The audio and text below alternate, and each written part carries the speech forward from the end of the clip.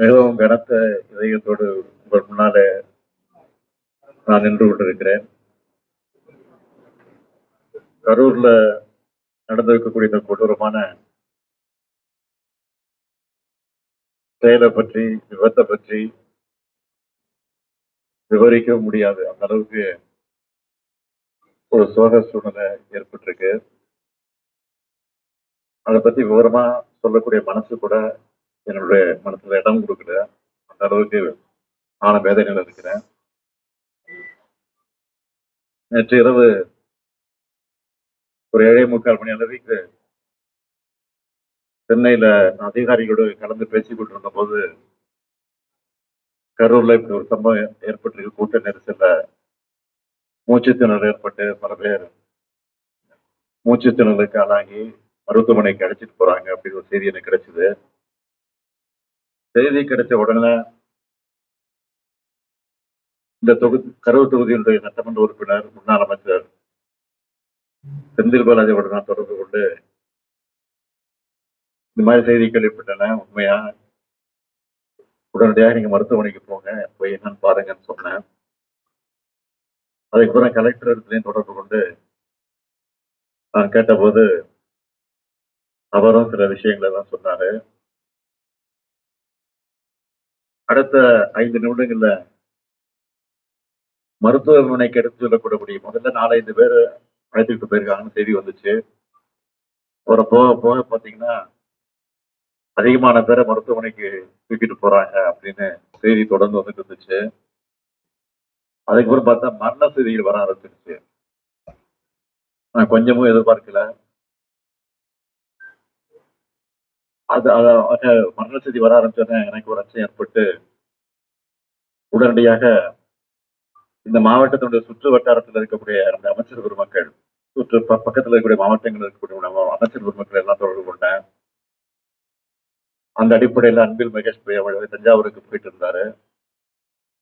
அவரை தொடர்பு கொண்டு உடனடியாக கரூருக்கு போக சொல்லி உத்தரவு போட்டு அவர் வந்தாரு. அதுக்கு பிறகு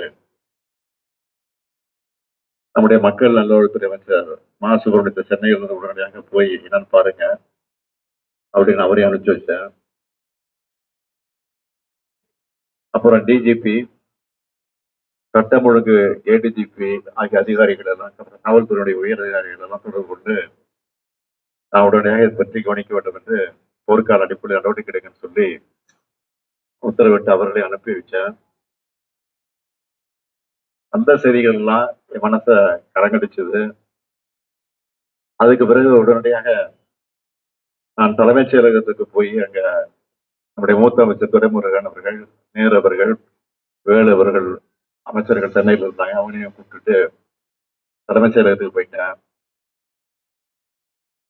அதிகாரிகளையும் அழைச்சு, டிஜிபியும் அழைச்சு, அதுக்கு பிறகு கலந்து பேசி என்னென்ன செய்யலாம், என்ன நடவடிக்கை எடுக்கலாம், எப்படி நடந்துட்டு இருக்குன்னு விவரம்லாம் கேட்டேன். எல்லாரையும் முக்கியமான பல்வேறு மாவட்டங்கள் இருக்கக்கூடிய மாவட்ட ஆட்சித்தலைவர்கள், அதிகாரிகள், கரூரை ஒட்டி இருக்கக்கூடிய 5-6 மாவட்டங்கள் இருக்கக்கூடிய அரசு அதிகாரிகள் எல்லாம், மருத்துவர்கள் எல்லாம் உடனடியாக அந்த பகுதிக்கு கரூருக்கு போகப்படி உத்தரவிட்டு அவங்க எல்லாம் வந்து சேர்ந்திருக்கிறாங்க. அதெல்லாம் விசாரித்தேன். ஆக இப்படிப்பட்ட நேரத்துல பொதுமக்களும் ஒத்துழைப்பு தர வேண்டும் என்று நான் கேட்டுக்கொண்டிருக்கிறேன். அது சம்பந்தமா அறிக்கையும் வெளியிட்டிருக்கிறேன். பெரும் துயரத்துக்கு இந்த சம்பவத்துல மொத்தம் 39 உயிர்கள் இதுவரைக்கும் நம்ம இழந்திருக்கிறோம்.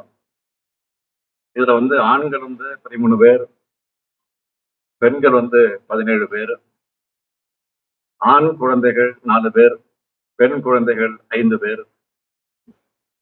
ஒரு அரசியல் கட்சி நடத்தின கூட்டத்துல இத்தனை பேரை இழந்த துயரமான சம்பவம் என்பது இதுவரை நடக்காதது, இனிமேல் நடக்கக்கூடாதது.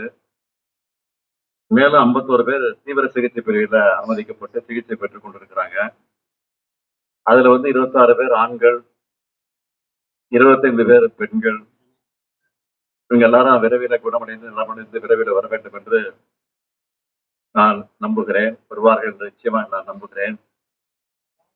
இறந்து போன அந்த உயிர்களுக்கெல்லாம் கனத்த இதயத்தோடு நான் அஞ்சலி செலுத்துகிறேன். அவங்க குடும்பத்துக்கு என்ன ஆறுதல் சொல்லி தேற்றுவது என்று தெரியாமல் திக்குமுக்காடி கொண்டிருக்கிறேன். இந்த துயரமான சம்பவத்துல மரணமடைந்திருக்கக்கூடிய அந்த குடும்பத்திற்கு ஒவ்வொருவருக்கும் தலா 10 லட்சம் ரூபாய் வழங்கப்படும். அது முதலமைச்சர் பொது நிவாரண நிதியிலிருந்து வழங்கப்படும் என்று ஏற்கனவே அறிவித்திருக்கிறேன். காயமடைந்து மருத்துவமனை சிகிச்சைக்கு அனுமதிக்கப்பட்டிருக்கக்கூடிய அவர்களுக்கு தலா 1 லட்சம் ரூபாய் வழங்கப்படும் என்று அறிவிக்கப்பட்டிருக்கிறது. அது மட்டுமல்ல, ஓய்வு பெற்ற உயர் நீதிமன்றத்தினுடைய நீதியரசர் திருமதி அருணா ஜெகதீசன் அவர்கள் தலைமையில ஒரு நபர் விசாரணை கமிஷன் ஆணையத்தை உடனடியாக அமைக்க நான் உத்தரவிட்டிருக்கிறேன். அதற்கு பிறகு இன்று காலையில் 9:30 மணிக்கு தான் வரலாம் என்று முடிவு செய்து விமானத்தில் டிக்கெட்டு பதிவு செஞ்சிருந்தேன். ஆனால் இந்த கொடூரமான காட்சிகள் எல்லாம் தொலைக்காட்சியில பார்த்தபோது எனக்கு மனசு கேட்கல. வீட்டில் இருக்கவே என்னால முடியல. அதனாலதான் முன்கூட்டியே போக வேண்டும் என்று நான் திட்டமிட்டு 1 மணி அளவில் விமானத்தை பிடித்து இங்க வந்து சேர்ந்திருக்கிறேன். ஆகவே மீண்டும் மரணமடைந்து இருக்கக்கூடிய அந்த குடும்பத்துக்கானவர்களுக்கு எல்லாம் மீண்டும் ஆறுதலை தெரிவித்துக் கொள்கிறேன். காயமடைந்தவர்கள் விரைவிலே குணமடைய வேண்டும் என்றும் என்னுடைய ஆசையையும் வெளிப்படுத்துகிறேன். நன்றி.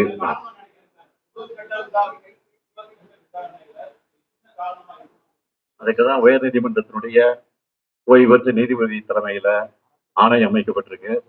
அந்த ஆணையம் விசாரித்து முழுமையா சொல்லும். இதுக்கிடையில நீங்க கேட்கிற மாதிரி அரசியல் நோக்கத்தோடு எதையும் சொல்ல நான் விரும்பல. திருப்பி தான் சொல்ல போறேன். ஆனா ஆணையம் அதுக்காக அமைச்சிருக்கிறோம். அந்த ஆணையத்தின் மூலமாக உண்மை வெளிவரும். அந்த உண்மை வெளிவருகிறப்ப நிச்சயமாக உரிய நடவடிக்கை எடுக்கப்படும். சார், விஜய் கைது செய்யப்படுவாரா சார்? ஆணையம் சொல்லுகிற அந்த அறிக்கையின் அடிப்படையில உரிய நடவடிக்கை எடுக்கப்படும். யாரு கைது செய்யப்படுவார், யாரு கைது செய்ய மாட்டார், நீங்க கேட்கிற எந்த இடத்தோடு கேட்கிறீங்களோ அதுக்கெல்லாம் நான் உட்படுவதற்கு தயாராக இல்லை. விரைவில் வருவதற்கான முயற்சி நிச்சயமாக ஈடுபடும். சார், பாதுகாப்பு குறைபாடு இருந்ததா சொல்றாங்களா சார்? ஸ்பாட்ல வந்து